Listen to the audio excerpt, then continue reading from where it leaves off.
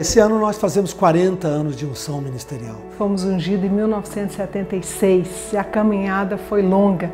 40 na Bíblia é um número de maturidade, de plenitude. Você pode me perguntar, você pensou que você ia chegar tão longe assim? Sim, porque Deus nos mostrou que tinha algo grande para nós. É claro que a gente não podia imaginar toda a proporção do que nós alcançamos, mas nós tínhamos uma confiança, pela palavra.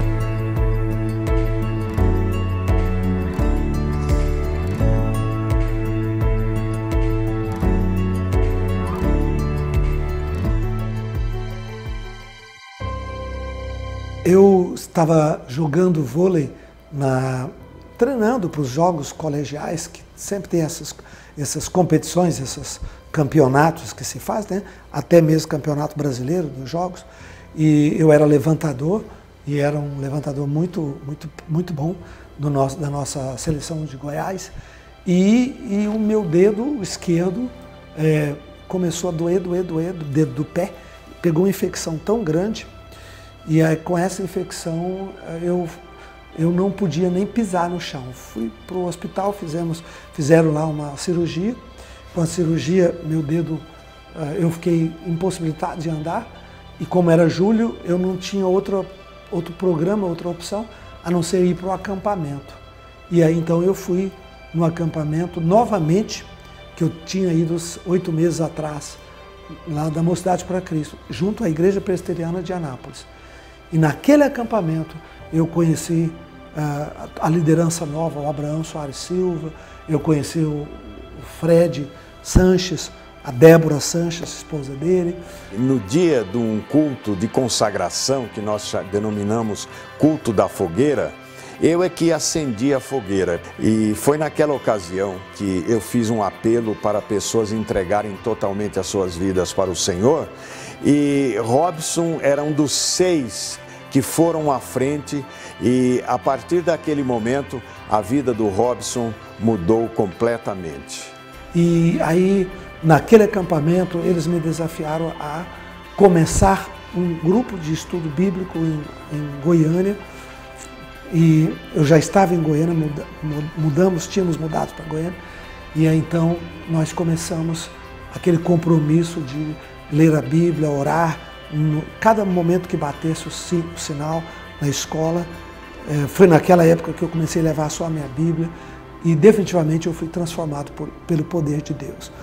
Lembre que em novembro do ano passado, 8 meses antes, eu tinha tido meu primeiro encontro com Deus neste mesmo acampamento.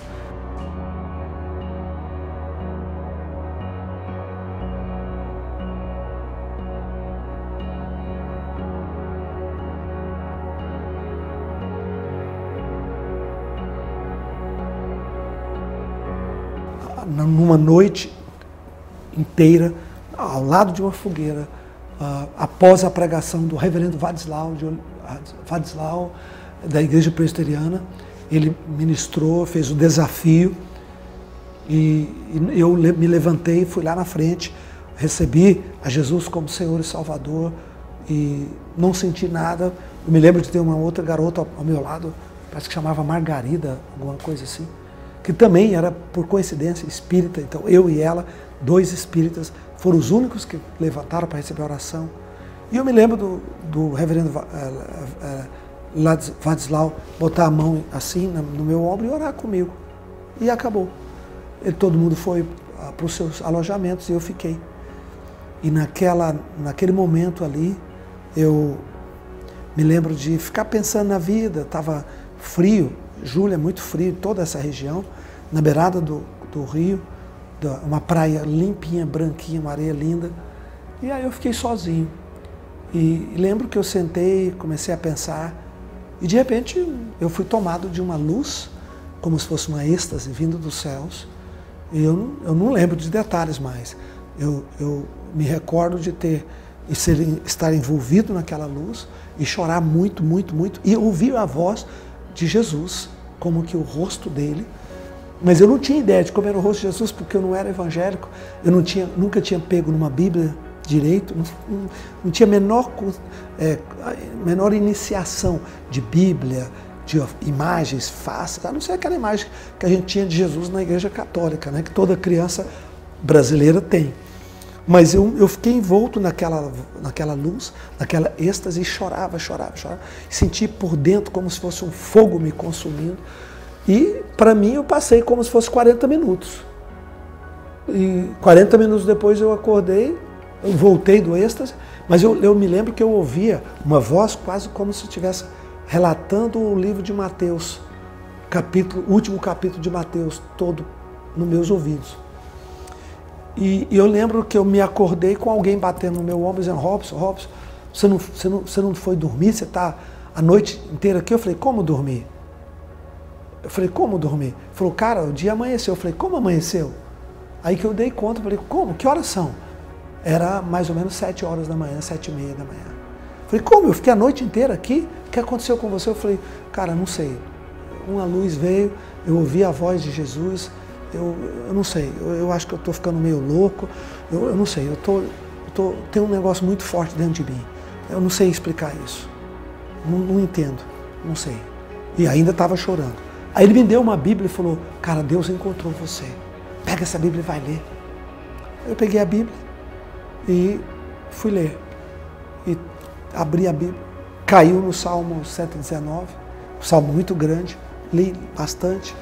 Aí ultrapassou o horário chamado hora silenciosa, que sempre tem antes do café. Fizeram o café, eu perdi o café. Me lembro que 10h30 da manhã eu saí da leitura bíblica, e quando eu li a Bíblia parece que aquele fogo aumentava mais e eu chorava mais, continuava sozinho. E aí 10h30 eu me lembro que aí eu entrei dentro do salão. Saí, levantei, lavei o rosto ali na água gelada do riozinho, eu mesmo, e entrei dentro do salão. Né? Joguei água na cabeça, no cabelo, entrei dentro do salão. E aí as pessoas me olharam: o que aconteceu com você? Aí eu ouvi 2, 3 falar: agora que ele ficou doido mesmo. Porque eu tinha tiques, batia a cabeça assim e tal, piscava, né? Um pouco de descontrole emocional, dos traumas familiares que nós passávamos na época, que deixaram muitas marcas em mim. Aí ele falou: agora que ele ficou doido de vez. Eu peguei a Bíblia tranquilo e fiquei ouvindo a palavra, mas eu sabia que eu tinha mudado. Eu sabia que alguma coisa arrancou a raiva, o ódio, né, a ira que tinha dentro de mim, porque eu tinha muita ira, muita ira. Eu andava com armas na cintura, na bota. Alguma coisa arrancou tudo aquilo de dentro de mim. E eu sabia que aquela alguma coisa só tinha uma explicação. Era Jesus pelo poder do Espírito Santo de Deus.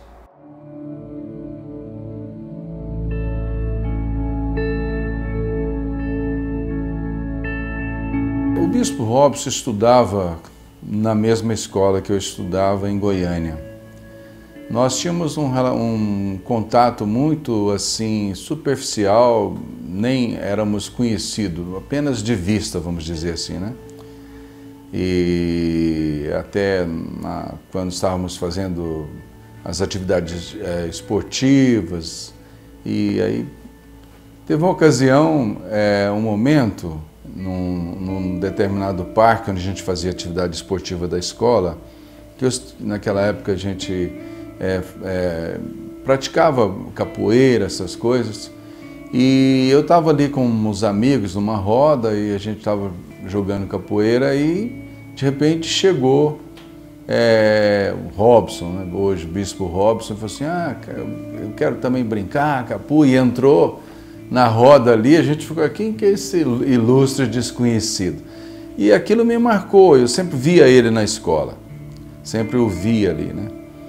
Mas, depois de um determinado tempo, viajando de carona pelo Brasil, era meio hippie, assim, no período de férias, tinha um amigo meu que era filho de evangélicos, assim, nós estávamos viajando, fomos para Bahia, voltando para Belo Horizonte, e ali em Belo Horizonte, perto de uns 50 quilômetros de Belo Horizonte, tinha um acampamento da Mocidade para Cristo. Mocidade para Cristo foi um movimento que ganhou muitos jovens para Jesus. E o bispo Robson era um dos líderes da Mocidade para Cristo no Centro-Oeste.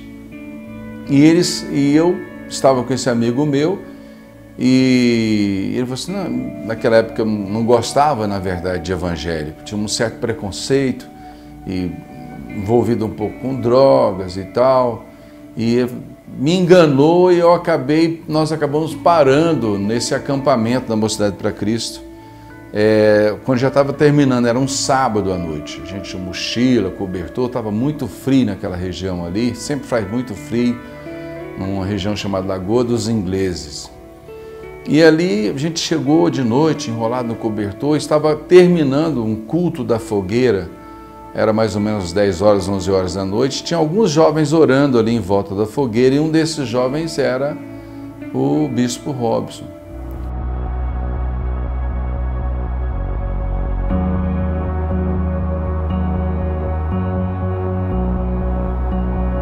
Voltei para Anápolis, minha cidade, né? Foi em novembro, dezembro para janeiro a gente já mudou para Goiânia, então foi muito rápido. E ali eu comecei a ter conflitos nessa primeira fase da minha vida, porque ninguém me explicou que eu era uma nova criatura, que eu tinha que me convertido, que agora eu tinha que ter novos hábitos, que eu não podia dar brecha para o pecado na minha vida, garotas, maconha, bebida, cigarro. Eu tinha que cortar isso, porque eu vivia nesse meio. Meus amigos antes eram muito da pesada. O Delpio, que até hoje tem mais ou menos a minha idade, o Delpio era o maior drogado da cidade, e ele era meu melhor amigo, então a gente andava junto, rolava maconha, rolava droga, rolava de tudo. Muita bebida também. Então eu tinha que afastar dessa galera, e foi aí que Deus providencialmente permitiu que minha família mudasse para Goiânia. Como em Goiânia eu não conhecia ninguém, olha o milagre de Deus, né? Em Goiânia eu não conhecia ninguém, caí já no contexto novo da igreja presbiteriana, dos amigos, e já era uma nova pessoa. Mas eu não fui discipulado nos primeiros momentos. Eu fiquei de novembro a julho afastado, tentando voltar para o mundo, mas eu não me sentia mais bem nas festas, nas drogas, já não me cabia. Eu sentia muita culpa, muito conflito, aí eu ficava muito revoltado. Voltava, ficava no quarto sozinho, mas nenhum líder chegou para mim e botou o dedo na minha vida e me chamou a sério até julho, quando eu voltei para o acampamento por causa do dedo machucado.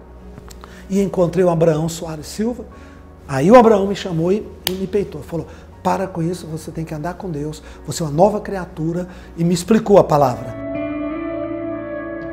Retornando para Goiânia, encontrei com ele numa escola chamada Liceu de Goiânia, Colégio Estadual de Goiânia, e fui convidado para ir numa célula durante o intervalo, o recreio da escola. Quando eu chego lá, quem que eu encontro? Quem que estava liderando? Era ele. Desde cedo, ele com a Bíblia na mão, conversando com os jovens, estimulando, falando, pregando sem nenhum constrangimento, né? Naquela época, né, há quase 40 anos atrás, era muito complicado ser cristão. E começou a pregar para mim, mas pregar o evangelho rasgado. Olha, você está aqui é um lugar de nós entregarmos as nossas vidas para Jesus, a partir de agora Deus quer te dar uma vida transformada, te libertar e tirar você das baladas da noite, naquela época eram os embalos de sábado à noite, e isso, você quer Jesus? E eu, ouvindo por educação, e ele perguntou, você quer Jesus mesmo? E eu, por educação, respondi, quero. Você tem certeza? Porque a partir de agora é isso que vai acontecer com a tua vida. E eu pensei, meu Deus do céu, como que eu vou deixar tudo isso se eu tinha uma vida muito anoitada e tudo mais? Aí eu falei assim, eu quero. A imagem que eu tenho dele assim, mais forte é de um homem muito corajoso, que enfrentava críticas, ele andava de Bíblia para cima e para baixo, e orava e falava, então essa é uma lembrança muito marcante. E também outra lembrança que eu tenho dele é de um visionário. Ele falava coisas que para a gente na época jovem, né, era assim tão fora da realidade, né? A gente ali estudando ainda, pensando em carreira, ele já falava, vamos ganhar o Brasil, vamos fazer história, né? Então já era uma linguagem muito diferente, né? Então sempre teve esse empuxo, esse desejo de crescer, de alcançar muitas pessoas. Então essa é uma memória bem forte que eu tenho dele.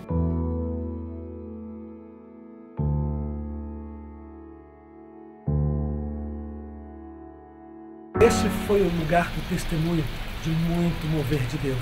Nesse lugar, exatamente onde estou, debaixo dessas marquises, nós reuníamos para orar. Aqui os alunos que aceitaram a Jesus na hora do recreio, no intervalo, vinham para receber estudos bíblicos comigo, para compartilhar. E você sabe que esse é o COLU, Colégio Universitário. Neste lugar, no Colégio Universitário, Deus fez um grande mover. Naquela classe, eu estudava naquela classe. E aquela classe, no primeiro ano colegial, um dia, numa aula de química, o professor estava falando sobre teoria da evolução. E eu levantei e disse, professor, essa é apenas parte da história. Você precisa falar sobre a teoria da criação. Aí ele diz, mas a criação não tem sentido, não existe. Eu disse, sim, mais inclusive do que a teoria da evolução. Se a teoria da evolução não é comprovada, a teoria da criação, pelo menos tem um ponto a seu favor. A Bíblia, que a relata, os demais casos da Bíblia são verdadeiros. Se o que a Bíblia diz a meu respeito se cumprir e for verdadeiro, consequentemente o que a Bíblia diz sobre a teoria da criação merece pelo menos crédito. E aí ele falou, você tem um pouco de razão nisso. Aí uma colega levantou e me agrediu e disse, você é um mentiroso, você é um farsante, você é um manipulador. Eu não entendi por que ela me agrediu. De graça. E eu disse, olha, esperei ela falar e depois eu disse, se você não encontrar com Deus hoje à tarde, se você fechar a porta do seu quarto e orar e buscá-lo e ele não tocar com o coração, amanhã eu levantei a minha Bíblia. Aliás, eu não levava livros nem cadernos, só levava a Bíblia e anotava as formas no rodapé da minha Bíblia e tal. Eu disse, eu vou jogar minha Bíblia fora amanhã, se Deus não te encontrar. Amanhã às 7h30 nós temos um encontro e eu faço um desafio a você. E no outro dia, eu morava perto daqui, vinha andando 40 minutos apenas, meia hora, 40 minutos. Cheguei cedo e quando eu cheguei ela não estava, ela não veio na primeira aula e não veio na segunda, todo mundo saiu para o intervalo, eu era o último a sair, como sempre eu saía, descia, aqui não tinha aquele muro e vinha orar de joelhos, como você me viu orar ali. Ali era o meu lugar, onde eu colocava minha Bíblia aberta, punha meu rosto sobre a Bíblia e orava, naquele lugar. E aí então, naquele dia, quando eu saí para o intervalo, eu a encontrei no meio do hall. E aí eu parei na frente dela, ela olhou para mim e eu disse, que resposta você tem para mim? O que Deus fez na sua vida? E ela me abraçou. Quando ela me abraçou, um livro caiu no chão, eu peguei o livro de volta, coloquei na mão dela e ela chorou muito e disse, Deus me encontrou. Você tem razão, Deus é real. Ontem eu entrei no meu quarto e pedi que Jesus se revelasse para mim. E Ele me mostrou o seu poder, o seu amor. E agora eu quero te dizer que eu vou servir esse Jesus maravilhoso. E eu quero te dizer que eu fui tão agressivo com você ontem porque eu perdi meus pais em um acidente de carro. Meu pai e minha mãe. E desde aquela época eu me tornei ferida, amarga. Eu me tornei profundamente machucado. Mas me perdoa. Eu abracei e disse, não, isso não tem problema. O amor de Deus cobre todas as dificuldades. Nós descemos e viemos e ela foi comigo. E ali ela se ajoelhou comigo. Nós éramos duas pessoas. E esta história, esta experiência foi tão importante que eu ganhei toda a minha sala para Jesus. Todos os alunos que estudavam comigo se converteram.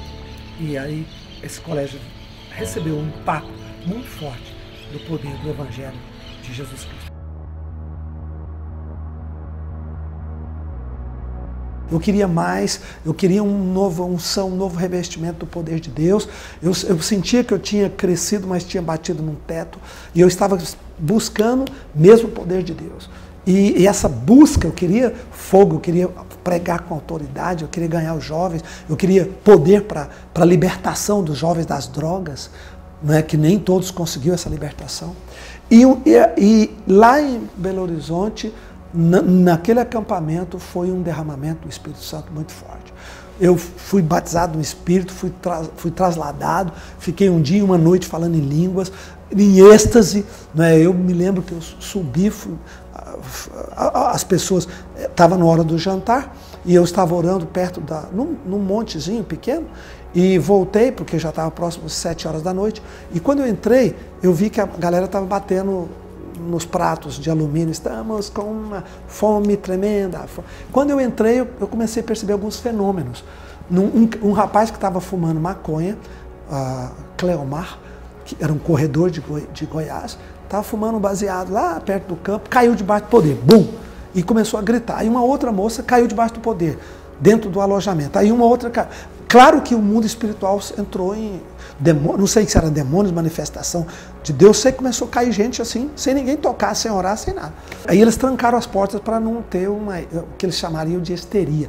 Porque lembra-se que a igreja presbiteriana era bastante contra os dons e bastante contra essas manifestações, tinha que ser muita ordem e tal. E eles vendo aquela coisa acontecer, como diz, saiu do controle, né? E eu era meio que o líder desse movimento. O Robson, cuidado com o Robson está ficando doido, o Robson está exagerado, cuidado, cuidado. E aí eu saí, eu consegui escapar antes de fechar a porta. Eu saiu mais 2 amigos, então nós oramos, ficamos orando, clamando a Deus, buscando poder.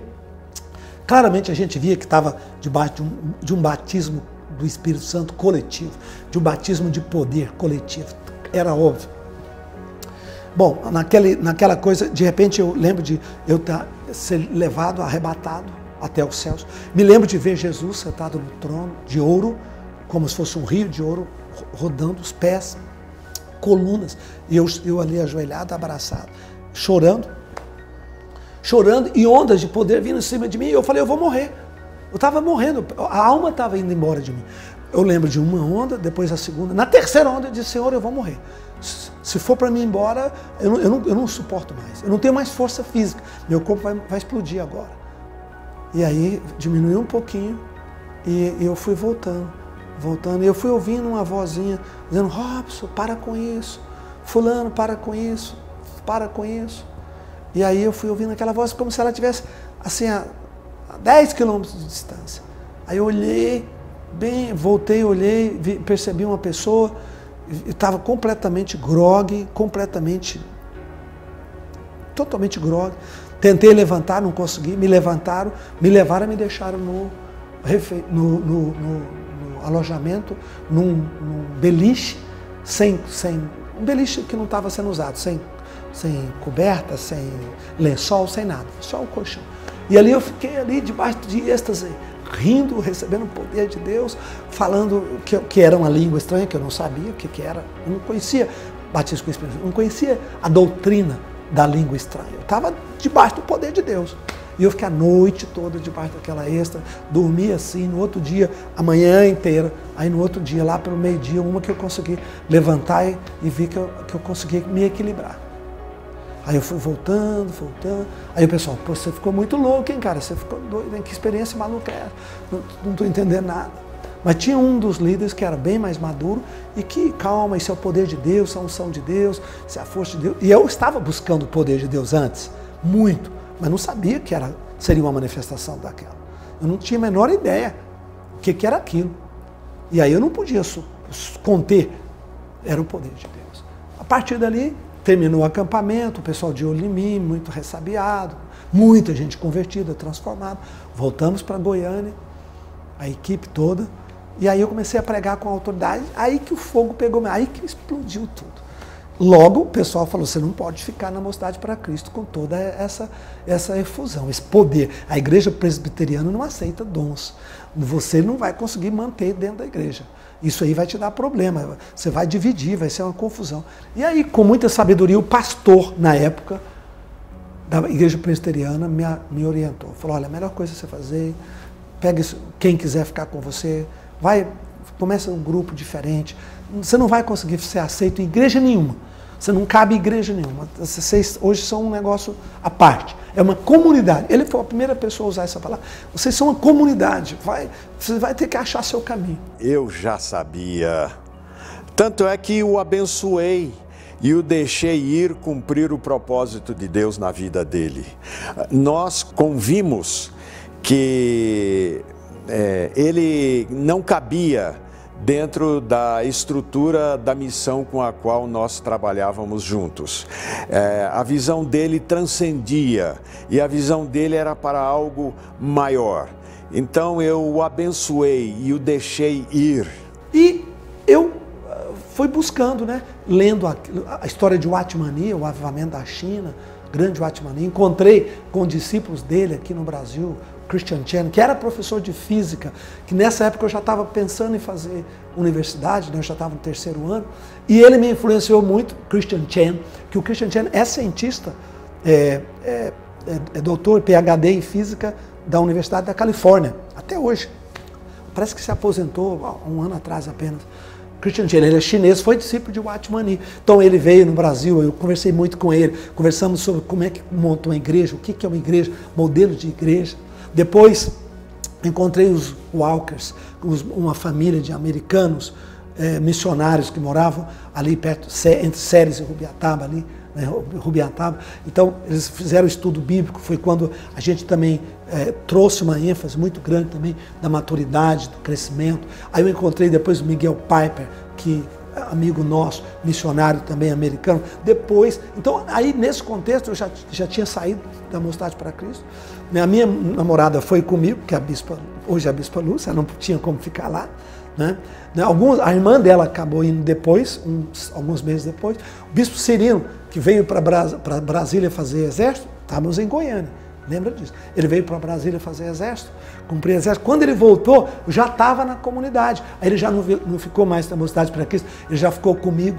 Já começamos a fazer os estudos bíblicos. Quando eu conheci o Robson, ele era um jovem sonhador, com muito desejo de servir a Deus e um sonho praticamente considerado impossível. Eu lembro que quando o Robson falava do seu sonho, as pessoas, nossos amigos na época, discípulos, muitos riam, achavam impossível que um dia pudéssemos ter uma rede de televisão, de rádio, ter igrejas e estar em todo o país, em todo o Brasil, fora dele. Então, tudo começou com um sonho que Deus colocou no coração dele, né? O Robson se colocou inteiramente nas mãos de Deus e hoje nós vemos o que Deus está fazendo através da vida dele. Eu nunca me esqueço.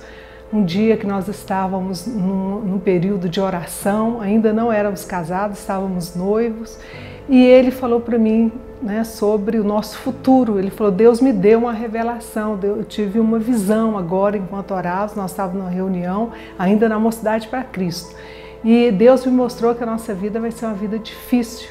E naquele mesmo momento que Deus mostrava isso para ele, Deus mostrava para mim, naquele momento ali, nós casados, com filhos e uma vida muito difícil, muita coisa acontecendo, muita tribulação, muita perseguição. E foi aí que ele falou para mim: você está disposta a enfrentar isso junto? Foi quando eu falei: olha, eu estou disposta, eu não sei se eu tenho força, mas disposta eu estou. E eu creio que Deus vai nos fortalecer. E assim começou a nossa caminhada.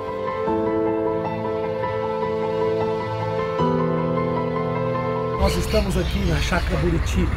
A Chácara Buriti foi a primeira chácara, o primeiro lugar onde eu e minha esposa moramos após o nosso casamento. Isso foi no ano de 1976. Em julho de 76 nós nos mudamos para este lugar, para esta casa, e aqui nós moramos em uma comunidade chamada Comunidade Evangélica na época. Aqui nós cobrimos esta garagem, era uma garagem. Colocamos um telhado de telhas de Eternite sobre ela e fizemos os primeiros eventos, primeiros encontros, chamados Encontros com Deus. Esse lugar abrigou uma média de 20 jovens vivendo, né, trabalhávamos na cidade durante o dia e durante as noites nós tínhamos ministrações na palavra.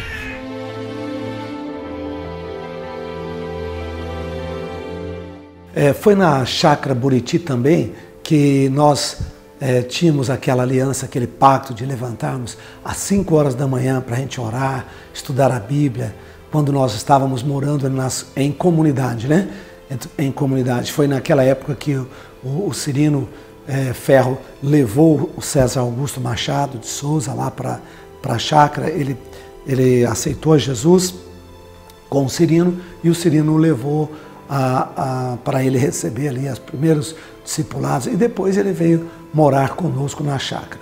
Também o Marcelo, meu primo, Marcelo Lemos, né, que nos ajudou bastante no início, a Nádia e outras pessoas que passaram a morar conosco ali depois, posteriormente, na Chácara Buriti. Nós ficamos ali alguns anos, bem no início, bem no núcleo central da comunidade evangélica, bem no iniciozinho. Dali a gente começou então, como eu já disse, lá na Capoava, né, morávamos na Chácara Buriti, e depois começamos a reunir na casa da dona Isabel Crisone e Claudinei Matias.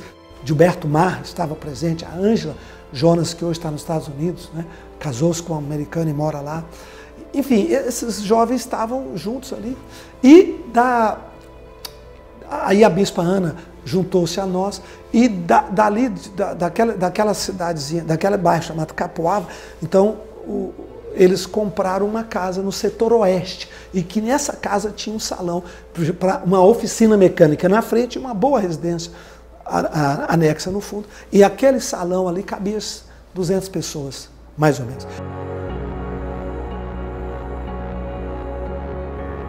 Nós éramos 12 jovens naquela época e começamos assim, muito pequeno, mas com muito sonho, muito desejo de fazer a vontade de Deus, muito desejo de ver o Brasil diferente. E foi assim que nós começamos, então, e em 78 foi um marco em nossas vidas. Quando nós estávamos com 70 pessoas, um homem de Deus chamado Ernesto Gentil foi nos visitar e ele tinha tido uma visão sobre o mapa do Brasil e que saía uma chama de fogo do centro do Brasil. Ele via como um dedo de Deus, o dedo de fogo, sobre o mapa do Brasil, na América do Sul, o mapa do Brasil ele viu e estava sobre a região do centro-oeste do Brasil, e especificamente Brasília. E ele, como procurou algum grupo que correspondesse àquilo que Deus falasse com ele e não achou em Brasília, ele nos encontrou em Goiânia. Pouco tempo depois nós conhecemos o pastor, o reverendo Jack Chisler, que era americano, mas estava no Paraguai e que tinha participado do avivamento da Argentina também. E tinha muito de adoração, muito da presença de Deus, das músicas, das danças espirituais.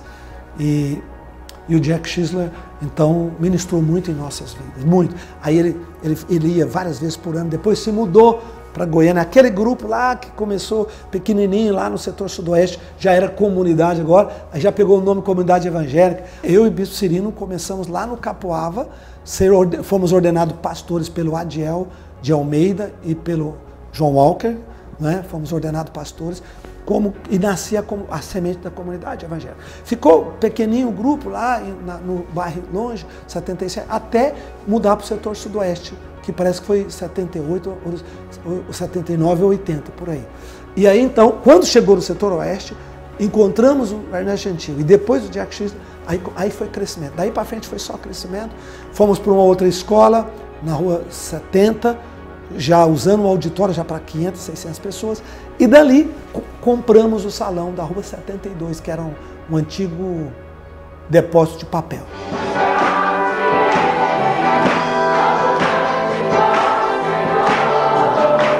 E ali foi a base da comunidade evangélica que moveu os grandes eventos, os encontros de adoração e louvor em Brasília, porque nós ficamos lá e lá começou. Aí fizemos os encontros em julho, sempre aumentando, crescendo o número de pessoas. Chegou a hora que não cabia em Goiânia. Goiânia não tinha nenhum espaço. Morávamos lá e aí trouxemos o evento para cá. O encontro de fé e louvor para o Nilson Nelson.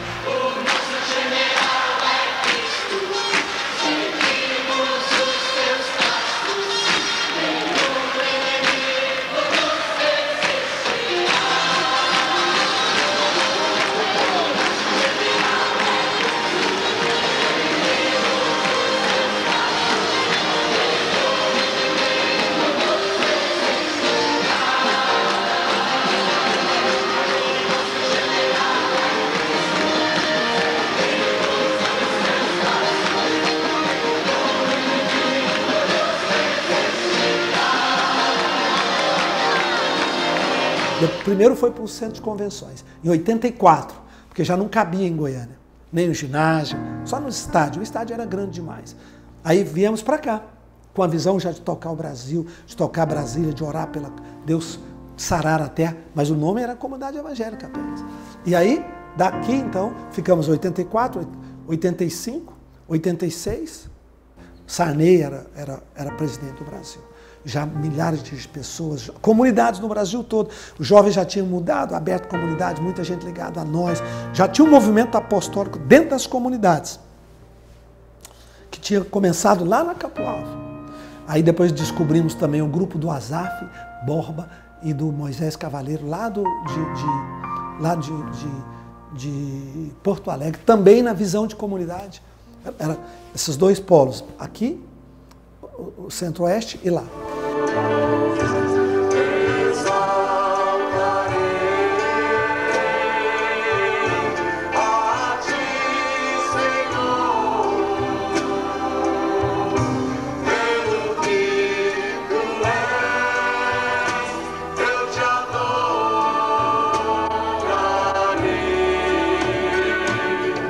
O Asaf estava sempre conosco, fazendo os louvores, os encontros aqui, e foi crescendo, crescendo. Isso nós temos matéria da Folha de São Paulo, fomos capa da Folha de São Paulo naquela época, imagina.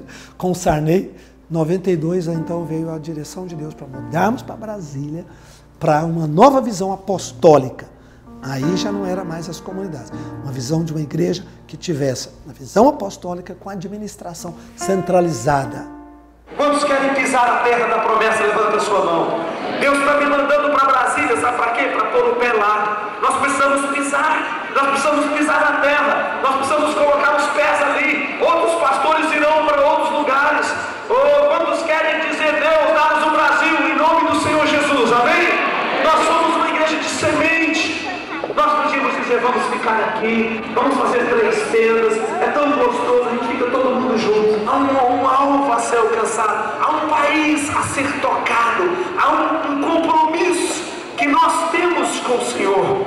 Todas as bênçãos de Deus para nós, tomamos posse, é nossa herança, toda a vida, todo poder, tudo que Deus tem para dar, abrimos nossa vida para receber nada mais nos resistirá.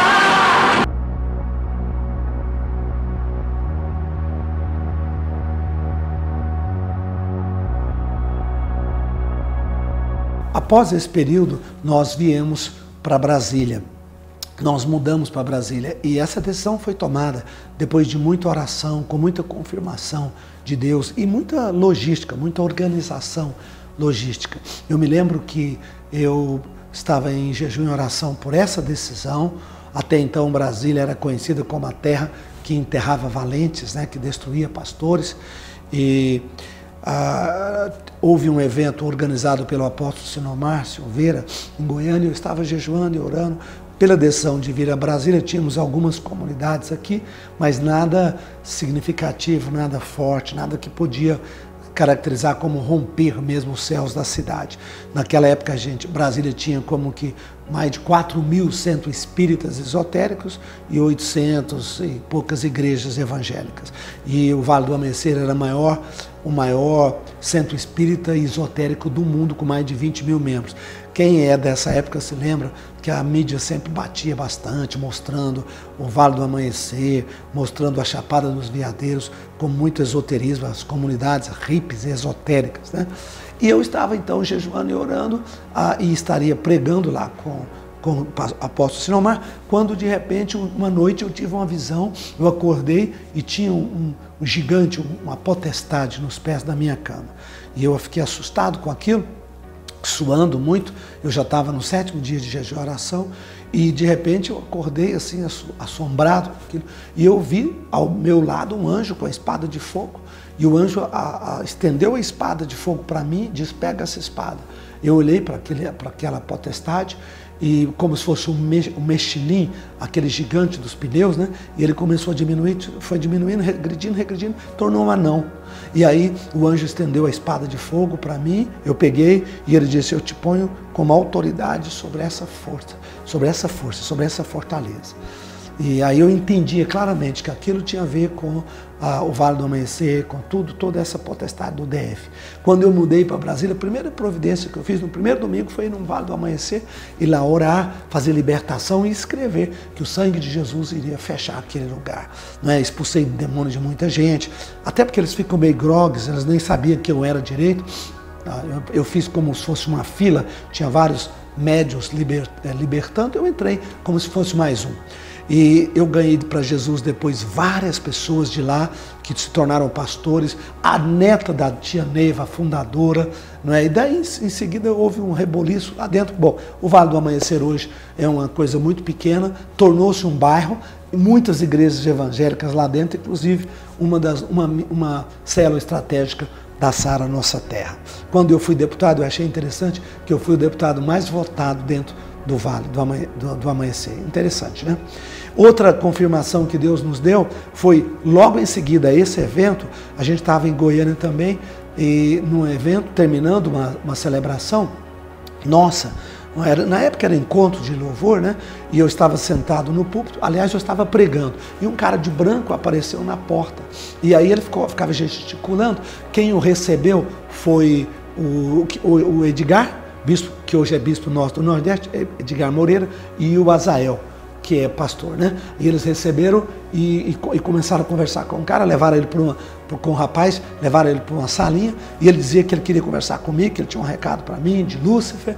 E aí terminou o evento, o nosso evento, eu fui lá, e eu pensei que ele tivesse demoniado, ele não estava, ele estava bem sóbrio. Aí ele falou, eu estou aqui para entregar uma profecia, vocês estão atrapalhando, jejum, oração, aqui está fechando o céu lá no vale, e eu quero que você para com isso, senão nós vamos dividir essa obra. E eu falei, não tenho medo das suas ameaças, e o nosso general é Cristo, volta e diga que nós não vamos parar, nós vamos intensificar. Eu entendi então, aí eu tentei ganhar aquele homem para Jesus, tentei orar com ele, ele não deixou eu orar. Ele disse para mim assim, se eu aceitar Jesus ficar aqui, eu sou um homem morto e eu não quero morrer, eu não tenho opção. Aí ele saiu, né, foi embora, um cara intelectual, uma pessoa bem assim, não era uma pessoa qualquer. E aí eu entendi então que definitivamente Brasília era o centro da batalha, e viemos para cá. E é interessante que viemos para implantar a visão apostólica, viemos para mudar aquela forma de gestão das comunidades, onde havia apenas cobertura espiritual, e implantar uma igreja completa, uma igreja apostólica, com centralização administrativa, com oração, com esses aspectos proféticos, administrativos e pastorais. E interessante que Brasília tornou nossa Cades Barneia, porque eu vim para cá, a obra começou a romper com muita oração, muito jejum, e depois de um período, a equipe que ficou em Goiânia começou a se tornar, aos meus olhos, estranha, e foi distanciando, até que finalmente muitas reuniões desgastantes com o presbitério que lá ficou, que foi ordenado por nós, criado por nós, montado por nós. Nós geramos a visão apostólica juntos. De repente eles chegaram ao ponto de dizer, olha, não dá mais, nós não vamos caminhar com você. Mas eu disse, gente, eu estou começando uma igreja em Brasília, novinha, estou com muita dificuldade, né? Nosso patrimônio está todo em Goiânia, tudo que nós construímos, as pessoas amadas, nossos líderes. E então foi a nossa Cades Barneia, foi onde houve Moisés, enviou os espias para olhar a terra, eles voltaram, 2 viram a terra e viram as oportunidades, 10 olharam os gigantes e retrocederam. E ali então nós separamos nossos caminhos. A equipe de Goiânia ficou, depois mudou o nome, está caminhando até hoje, e nós então colocamos a visão apostólica para frente. Comigo ficaram uma parte das comunidades, talvez 2/3, 1/3, algumas se dissiparam, outras ficaram com eles, e aí então nascia os 2 ministérios. Até hoje. Eu coloquei isso nas mãos de Deus e pedi que o Senhor pudesse nos conduzir na sua graça, na sua misericórdia, né? A gente entende que tem situações maiores do que a nossa capacidade de administrar, mas que seja feita a vontade de Deus e que o reino cresça, isso que é importante. Na época, convidamos o Caio Fábio, ele era reverendo na época, pastor, ele era o presidente da Associação Evangélica, a Vinde Nacional, de qual eu era um dos diretores. Ele foi lá com sabedoria, fez a separação de... Meu pai era recém-convertido, estava na igreja, um cara muito violento, tinha rebatizado meu pai recentemente, minha família toda, então foi uma situação muito dolorosa. Meus filhos sofreram muito, mas caminhamos para frente na graça do Pai, e hoje nós temos Sara Nossa Terra consolidada, e o Ministério de Goiânia que ficou lá tomou também seu caminho, na graça de Deus. E eu quero dizer que aqui em Brasília juntou-se a nós, então o Bené já estava, Bené Gomes já estava, depois o Geraldo mudou conosco, né? O João Fernandes também, o Azael, como eu já disse, e outras pessoas que se ligaram. Depois veio o Francisco, a Ana, né? E hoje nós temos aí o Conselho de Bispos da Sara Nossa Terra, extremamente consolidados. Eu agradeço a cada um, né? Edgar, Ana Lúcia, que está com a gente, Lindomar e Ana Cláudia, Vlad, Rejane, Erasmo e Cláudia, que na época eram líderes, junto com o Júnior Terra e a Ana, lá de Minas, né? Charles e Ana, Hugo e Gisela, né? E Luiz dos Anjos, que veio a posteriori, né, conosco, o próprio Atílio, que estava junto com o Atílio Acida, que estava junto com o Teodoro, que na época também estava no interior de São Paulo, o Marco Antônio Peixoto, que ficou e depois também saiu e começou o Ministério da Comunidade Internacional da Zona Sul do Rio, o Ari Peixoto, que também estava e acabou ficando com ele. Então, nós tivemos o Bispo Tonetti, que depois também está conosco, hoje é uma geração posterior, mas esteve com a gente, né? A Maria Marques, nossa bispa Maria Marques, que estava aí em Goiânia, inclusive era nossa tesoureira e continuou sendo aqui em Brasília, e os bispos Carlos e Cássia, né? Eu agradeço esses bispos maravilhosos que hoje nos ajudam aí a puxar esse caminhão cheio de areia na subida, né? A levantar esse ministério maravilhoso que Deus colocou em nossas mãos. E eu agradeço muito a Deus também, porque nossos filhos, né, sofreram muito com a separação de Goiânia, mas Deus é o Deus que cura tudo, né? Hoje nós temos o privilégio de ter os nossos filhos conosco na obra, trabalhando. A Priscila se casou com o Lucas, e teve o Davi e o Gabriel, que hoje até já está nos ajudando na banda. Nós criamos uma banda chamada Reload, né? Depois o Samuel se casou com a Camila, né? E nos deu o Jojo, o Joaquim, maravilhoso também, levita, cantor, e a Lia com o João, que casou com o João Clerô, e nos deu também aí o Pedro Henrique e a Lulu, maravilhosos, e todos estão trabalhando, são bispos, pastores, são, né, líderes que nos auxiliam nesse Brasil maravilhoso. Como a graça de Deus cobre, né, todos os erros humanos, como ela tem essa capacidade de nos restaurar.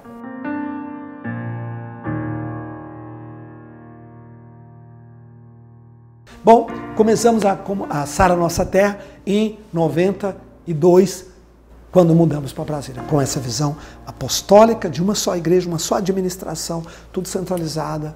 E daqui então foi Brasília, começamos lá na 102, 103 Norte, uma salinha pequenininha, da sala pegamos toda a laje, da laje nós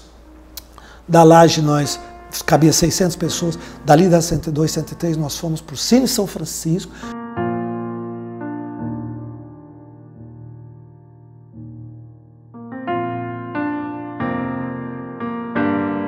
Ficamos no Cine São Francisco vários anos, lá a igreja cresceu muito, né? Aí depois de lá fomos para o setor sudoeste, onde hoje é a embaixada.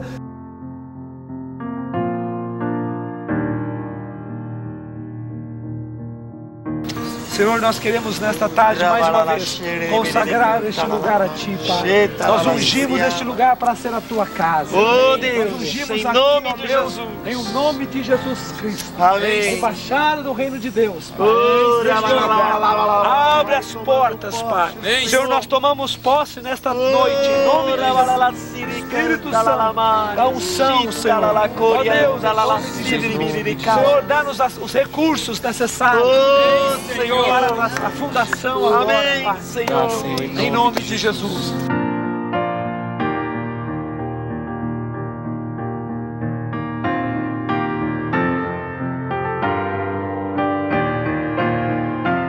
E a construção da embaixada foi um verdadeiro milagre, como tudo em nossa vida, né? Nós somos realmente pessoas, líderes, né? Que vivemos de milagre. Nunca tivemos grandes doações, pessoas que chegavam, vou comprar isso, aquilo, não. Tudo foi feito com muita oração, pouco a pouco, com a ajuda de muitos, mas nada muito grande, sempre do pouco, né? Sempre construindo como formiguinha, construindo de pouco a pouco.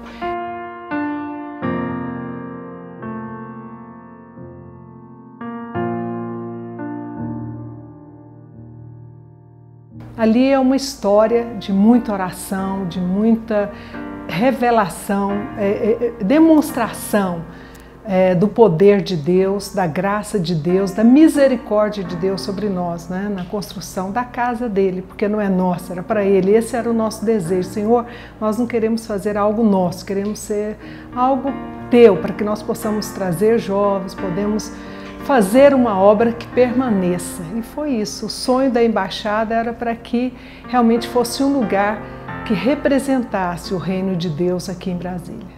E da embaixada, o Arena, onde definitivamente é a sede do Ministério Internacional Sara Nossa Terra.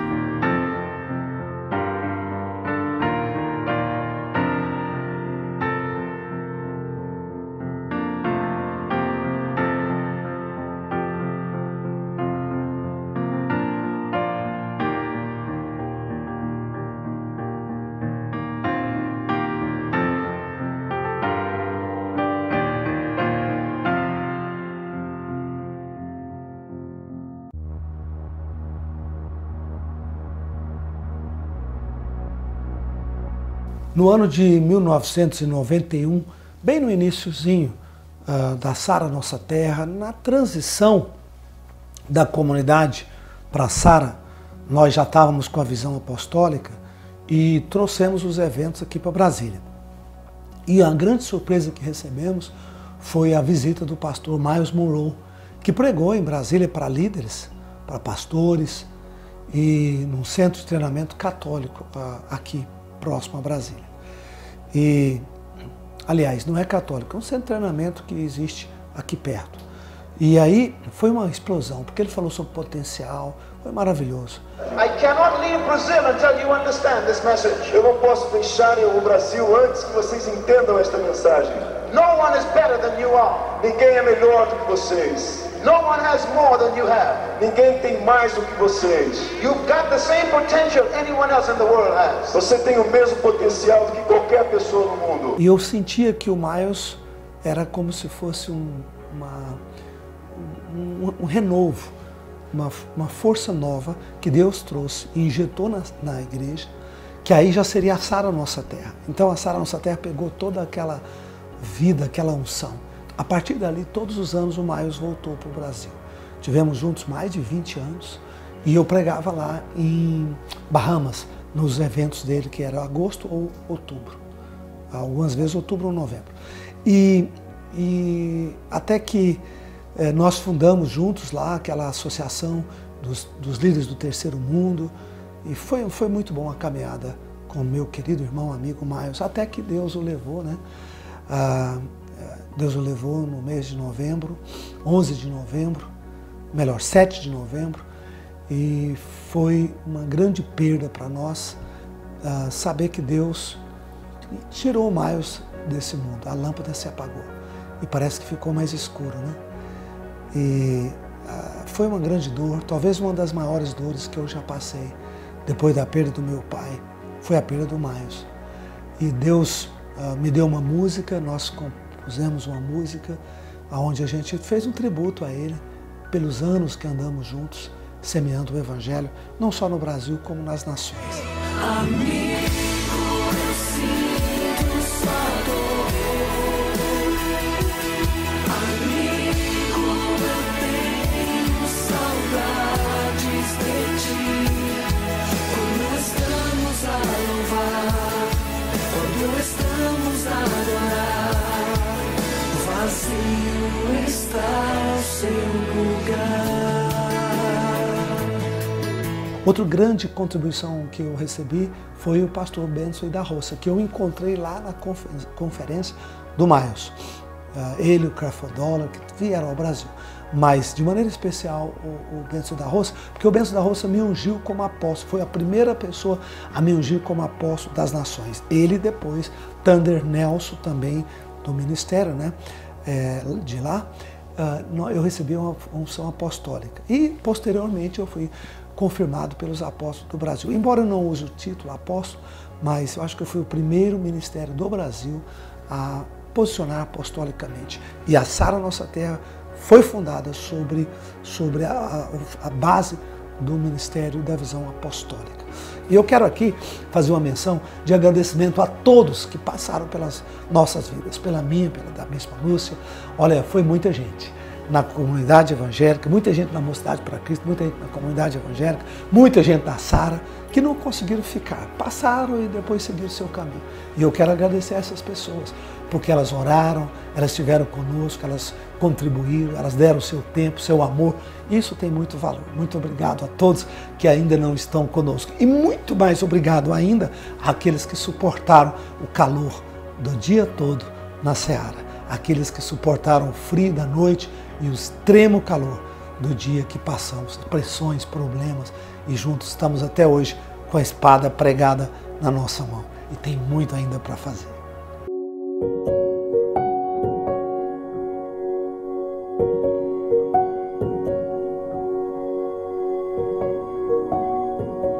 Em 2003, eu recebi o desafio, então, do Robson de começar, de ajudar os jovens. Nós tínhamos, então, ali um movimento já, a rede de jovens, mas ela não tinha um crescimento expressivo. E o primeiro congresso que nós fizemos, já debaixo da minha coordenação, foi em 2003. Em fevereiro de 2003, nós fizemos o primeiro congresso. E eu levei ali a visão que Deus estava me dando, né, de fazer algo grande, porque a primeira coisa que Deus faz, Ele traz um fogo no seu coração, né, vai incendiando você, e foi isso que eu recebi. Deus me incendiou e me mostrou aquele lugar repleto de jovens, repleto, foi uma visão realmente divina, e eu criei contra as evidências, criei contra tudo que a gente podia ter, porque as pessoas sempre diziam que os jovens não são comprometidos, os jovens querem mais aproveitar a vida, os jovens não vão se dedicar a uma liderança, a cuidar de outros, eles são egoístas, mas nós não ouvimos isso, né? Nós sabia que Deus tinha um propósito com esses jovens, e ali com em torno de 300 jovens que nós tínhamos aqui no DF, nós começamos esse trabalho. E quando chegamos no final do ano, nós tínhamos em torno de 60, 70 células, 60 células nessa época.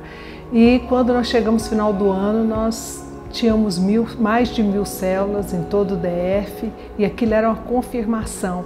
E praticamente menos de um ano, aquela visão que Deus me deu, eu via se cumprir. E o nosso desafio agora, com 40 anos, é treinar a próxima geração. É nós continuar treinando nossos filhos, os jovens que estão na igreja, e treinar depois os filhos dos nossos filhos, né? Para que eles possam, para que a Sara Nossa Terra tenha continuidade, tenha sucessão, porque todo sucesso é baseado na sucessão. Se você não tem sucessores, o sucesso morre com você. E Deus não quer isso, Deus quer que continue a acontecer. A Sara Nossa Terra não para com o Bispo Rodovalho, com a Bispa Lúcia, não. A Sara Nossa Terra é você. Você faz parte desse sonho, uma chama foi colocada nas suas mãos, no seu coração, e esses 40 anos é 40 anos de alegria, não é? De poder olhar para trás. E às vezes as pessoas pensam, tem saudade? Não, eu tenho expectativa daquilo que Deus quer fazer ainda, do que eu vou ver Deus fazendo ainda nas nossas vidas, no nosso ministério.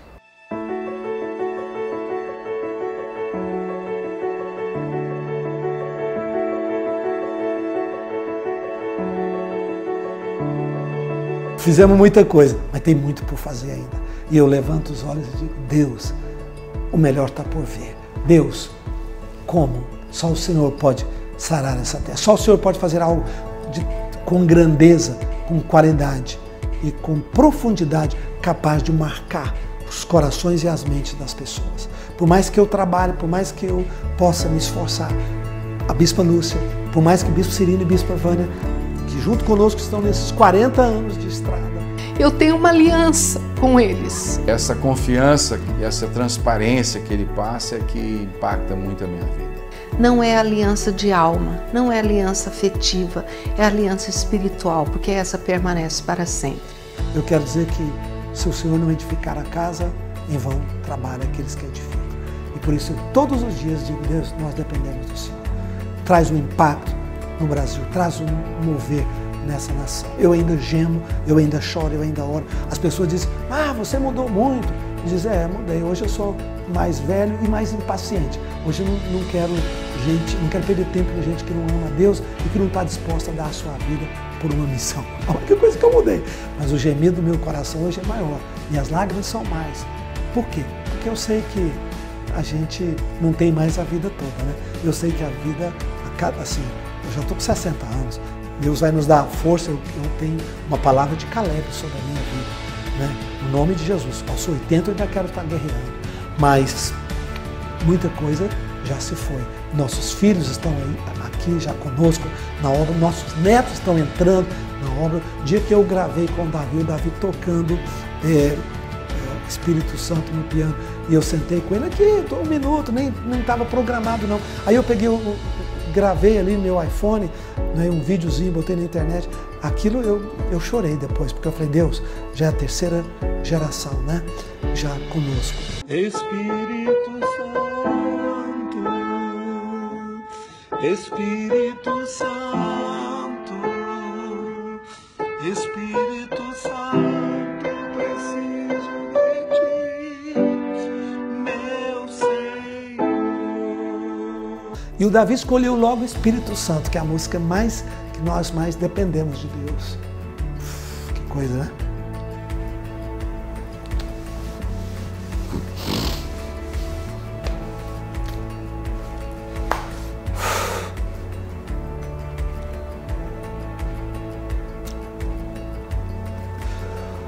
O que eu posso dizer é: sara, Senhor, nossa geração. Esse peso, essa visão,